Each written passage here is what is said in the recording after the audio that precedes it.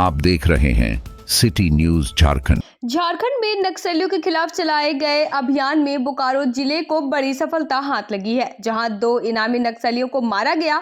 DGP Anurag Gupta ने पत्रकारों से बातचीत करते हुए कहा कि यह हमले की प्रतिक्रिया थी, जिसमें 500 से अधिक पुलिसकर्मी और जवान नक्सलियों के हमले में शहीद हुए थे। बोकारो पुलिस और सीआरपीएफ की संयुक्त कार्रवाई में इनामी नक्सली रणविजय महतो की पत्नी शांति देवी और मनोज टुडू मारे गए, जिनके पास से AK-47 और इंसास राइफल सहित अन्य हथियार बरामद हुए। पुलिस ने कहा कि इस ऑपरेशन में जिले के एसपी मनोज सर्वज्ञारी सहित कई लोगों ने महत्वपूर्ण भूमिका निभाई और जल्द ही अन्य नक्सली के खिलाफ कार्रवाई जारी रहेगी। डीजीपी ने नक्सलियों को चेतावनी दी कि अगर उन्होंने सरेंडर नहीं किया तो उसका अंजाम भी यही होगा। और हम लोगों ने झारखंड पुलिस में लगभग 500 जवान और अफसर गंवाए हैं इस लड़ाई में। तो झारखंड पुलिस का बहुत खून बहा है इस जीत में, इस लड़ाई में। और आज हम लोगों ने अपने कुछ साथियों की मौत का बदला भी लिया है और उग्रवाद को ख़त्म भी किया है। इसमें जो है, जो मेन आदमी जो है, जो मारा गया 15 लाख का इनामी है, जिसका नाम है सब, हाँ, वो पकड़ा गया है। और 2 अन्य व्यक्ति मारे गए हैं। एक महिला है उसमें, शांति, जो कि खुद एरिया कमांडर थी, और एक दूसरा व्यक्ति है, उसका नाम है मनोज। और इसके अलावा हमारे पास में ये AK-47 रिकवर हुई है, एक राइफल रिकवर हुई है, 2 इंसास राइफल बरामद हुई है। और हमें उम्मीद है कि इस चोट के बाद, इस मार के बाद, इस लड़ाई के बाद नक्सलवाद का जो समस्या बोकारो जिला में कम से कम समाप्त हो जाएगा। मैं उम्मीद करते हैं। मतलब नक्सल फ्री जोन का जो आपका लक्ष्य है कब तक आप पूरा करेंगे?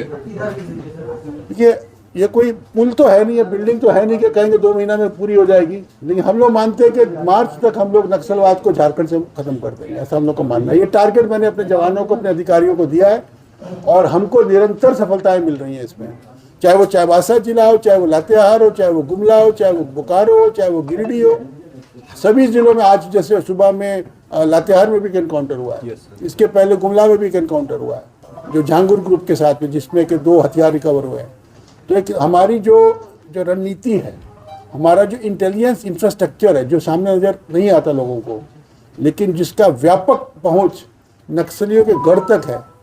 हम जानते हैं कौन नक्सली कहाँ पर है, हम जानते हैं वो कहाँ छुपा हुआ है, हम जानते हैं वो क्या खाता है, हम जानते हैं वो कहाँ सोता है, हमें पता है सब। इसीलिए हम सबसे अपील भी करते हैं कि मरने से अच्छा है कि सरेंडर करो। जो पैसा तुम्हारे ऊपर इनाम घोषित है वो खुद प्राप्त करो। झारखंड राज्य की सबसे सुंदर सरेंडर पॉलिसी है पूरे देश में। इस सरेंडर पॉलिसी का लाभ उठाओ, मुख्य धारा में आओ।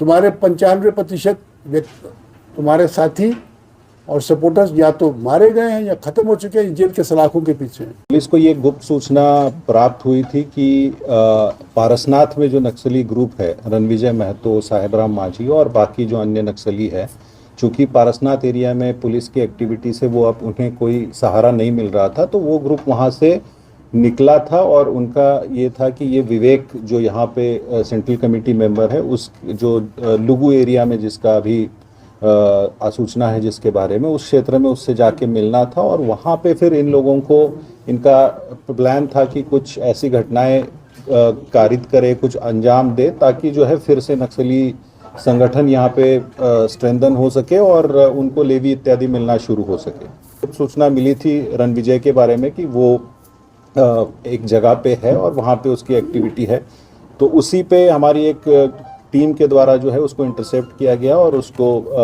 वहाँ से हिरासत में लिया गया। उससे पूछताछ की गई, तब पूछताछ में उसके द्वारा जो है ये बताया गया कि उसकी जो बाकी बची हुई जो टीम है, जिसमें कि आज जैसे ये जो मारे गए मनोज हो या शांति है या अन्य लोग हैं, जो जहाँ पे उनका ठिकाना है उसके बारे में बताया गया। तो इमीडिएटली जो है एक संयुक्त टीम, जिसमें कि कोबरा 209 CRPF की टीम और बोकारो पुलिस, जिसमें SP बोकारो खुद लीड कर रहे थे, और CRPF के भी 2 डिप्टी कमांडेंट ब्रजेश लीड कर रहे थे। उस टीम के द्वारा इमीडिएटली उस सूचना के आलोक में जो है प्लान किया और रात में ही ये ऑपरेशन को एग्जीक्यूट किया। जैसे ही सुबह जो लोकेशन मिला था वहाँ पे टीम पहुँची तो नक्सलियों के द्वारा फायरिंग शुरू की। जैसे ही पुलिस पे जो जॉइंट फोर्सेस थे फायरिंग आई तो इन्होंने भी उसका जवाब दिया और जब फायरिंग रुकी तो एरिया को सर्च किया गया तो उसमें 2 जो है नक्सली मृत पाए गए, जिनके डिटेल्स आपको बताए गए हैं। वहाँ से उनके पास से एक AK-47 और 2 इंसास राइफल बरामद की गई है, जिसमें कि एक AK-47 रणविजय की होने की बात अभी तक आई है। ये प्रिलिमिनरी इन्फॉर्मेशन है, इसको और सत्यापन किया जा रहा है और भी फर्दर इसमें ये किया जा रहा है। इसके अलावा भी जो नक्सली वहाँ से भागने की बात आई है उसमें एक आध नक्सली को गोली लगने की बात सामने में आ रही है। अभी इसका सत्यापन किया जा रहा है और उस क्षेत्र में लगातार अभी सर्च अभियान जारी है। वहाँ पे हम लोग सर्च भी कर रहे हैं और जहाँ तक विवेक की टीम का है सवाल है तो उस टीम से को पहुँचने से पहले या मिलने से पहले ही इस टीम ये दस्ता जो है इंटरसेप्ट हुआ है, उस टीम के खिलाफ भी हमारा अभियान जो है CRPF के साथ में मिलके लगातार जारी है। ये ऑपरेशन जो है परफेक्ट एग्जांपल है आपस का कोऑर्डिनेशन का, CRPF और जो स्टेट पुलिस के बीच में कोऑर्डिनेशन है। इन्फॉर्मेशन मिलता है, इन्फॉर्मेशन शाम में आता है, उसके बाद आप सुबह तक 15 से 20 किलोमीटर तक पैदल चलते हैं। पूरी की पूरी टीम 2 अलग अलग जगह से आकर के एक जगह पर मिलती है, उसके बाद फिर ऑपरेट करके सुबह सुबह सक्सेस दे देती है। मैं विशेष रूप से SP साहब को बधाई देना चाहूँगा और आप लोग की जानकारी के लिए बताना चाहूँगा कि SP इस ऑपरेशन को खुद लीड कर रहे थे। शायद पता नहीं आप लोग को इस चीज़ की जानकारी है कि नहीं, लेकिन SP खुद इस ऑपरेशन को लीड कर रहे थे। हमारे तरफ से एक डिप्टी कमांडेंट लीड कर रहे थे।